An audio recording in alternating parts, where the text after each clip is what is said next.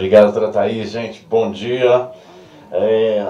Hoje, só para avisar, 13h vai ter um grupo de dança fazendo uns números bem bonitos para a gente. Eu não vou ficar entre vocês e o número de dança vai ser muito bacana daqui a pouco. Pessoal, vocês viram algumas coisas muito importantes que o Eduardo conversou com a gente. Principalmente a simplicidade, que é um teste de Papa Nicolau, e o tanto de benefício que isso traz, né? Então, uma vezinha por ano, se toda mulher fizer a partir do início da sua atividade sexual, isso vai conferir uma proteção enorme em relação ao câncer de colo de útero, não tem a menor sombra de dúvida.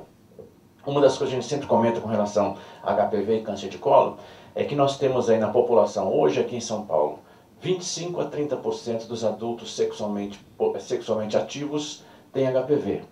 As possibilidades de um vírus do HPV induzir câncer, de cada 100 mulheres, uma pode ser que evolua para câncer de colo ao final de 10 a 15 anos.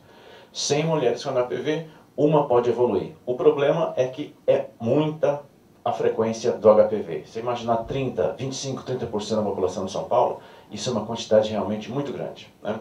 Então, o que a gente vai estar conversando com vocês aqui agora é uma das maneiras que a gente tem para tentar, ao invés de assustar 100 mulheres com a presença do HPV, tentar eliminar 70% delas, pelo menos, que apesar de ter o HPV, a gente já sabe que, apesar de ter um HPV de alto risco, não vai ter nenhum problema. Não que essas outras 30% tenham, mas a de 70% seguramente a gente vai ficar bem mais tranquilo, apesar dela ter um HPV de alto risco. Nós vamos falar então de uma metodologia que pode ser aplicada utilizando essa mesma coleta que o Eduardo passou para a gente. Esse meio de coleta que o Eduardo falou para a gente, aquela escovinha que vai ali dentro, é fonte também para a gente fazer estudos de biologia molecular. O que é isso? Eu consigo detectar a presença de DNA do vírus do HPV, uma sensibilidade muito grande, e melhor, eu consigo dizer se naquela escovinha que a gente escolheu, aquele vírus em questão é um vírus mais agressivo ou não.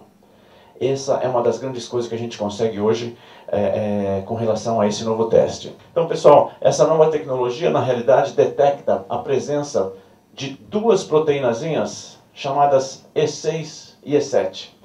Essas proteínas elas são produzidas pelo vírus. O vírus mais agressivo tem a capacidade de produzir essas duas proteínazinhas. E é isso que a gente detecta através dessa nova técnica. A gente faz o Papa Nicolau e, se quiser, tem a possibilidade de pesquisar a eventual presença dessas duas proteínazinhas que conferem um risco maior de evolução para câncer de colo de útero nessas pacientes. Eu vou colocar isso aqui bem rapidinho, só para a gente ter essa ideia. Então, olha, para que... Cadê o danado? Tá aqui. Para que uma simples infecção de HPV evolua até a forma invasora, até a forma complicada mesmo, isso aqui vai 10 a 15 anos, pessoal. O que significa isso? Você imagina que eu ficar 10 a 15 anos sem passar no médico? Isso acontece. Mas o que acontece, então, para que a infecção chegue a uma forma de câncer invasor, muitos fatores têm que acontecer, muitas coisas têm que acontecer. Você tem um vírus de alto risco, que a gente chama, você tem uma quantidade de vírus grande, você tem alguns variantes virais mais agressivos. Isso do ponto de vista de vírus. Do ponto de vista nosso, coisas que influenciam ou favorecem o surgimento do câncer de colo de útero.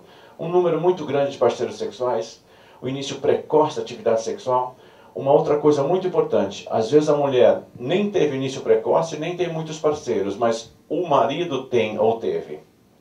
O aspecto do marido promíscuo é uma coisa importante também dentro da carcinogênese do câncer de colo de útero. Outras coisas, cigarro. Cigarro é um componente importantíssimo. A mulher que fuma, tem HPV, realmente a coisa fica um pouco mais complicada. Então a gente sugere bastante diminuir ou realmente acabar com o cigarro, porque você vai estar eliminando um fator de risco muito importante no surgimento de câncer lá no colo de útero. Outras coisas importantes também, então, por exemplo, defeitos da imunidade nossa. Pessoas que têm algum defeito imunológico de nascença, ou pessoas que eventualmente, por exemplo, fizeram um transplante renal, um transplante hepático, estão tomando algum agente imunossupressor. Isso aí diminui muito a imunidade e aumenta o risco também, porque nós estamos lidando, afinal das contas, com um processo infeccioso que é o vírus, né? Coisas importantes também nesse sentido são outras infecções. Daí a importância da gente ter uma atenção maior e fazer esse Papa Nicolau todo ano. Pega-se tudo isso, outras infecções, por exemplo, herpes, infecções por cândida, infecções por clamídia. Tudo isso, todos esses fatores que não dependem do vírus, né, dependem muito mais da gente, são fatores que o Zurhausen, o professor Zurhausen, que foi o prêmio Nobel de 2008, ganhou o prêmio Nobel falando de HPV, ele considera todas essas coisas muito importantes.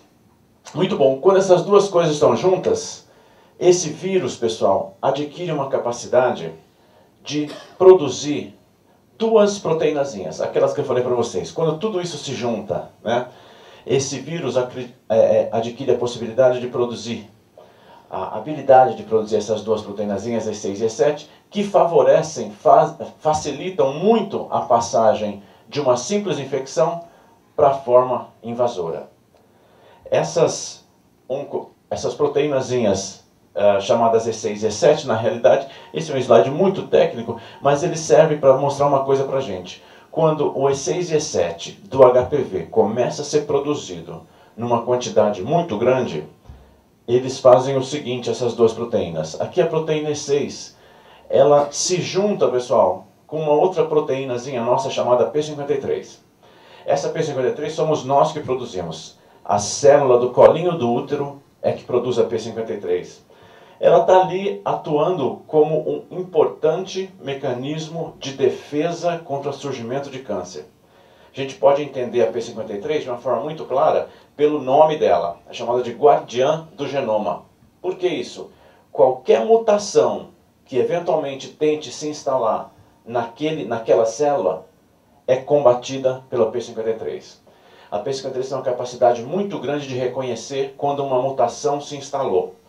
Então, se eventualmente o carcinogênico presente no cigarro, por exemplo, ou em outras infecções virais, ou eventualmente em agrotóxicos, se eventualmente algum desses agentes conseguiu instalar uma mutação, trocar uma basezinha ali no nosso DNA, a P53 é sensível a isso e vai lá e conserta esse probleminha.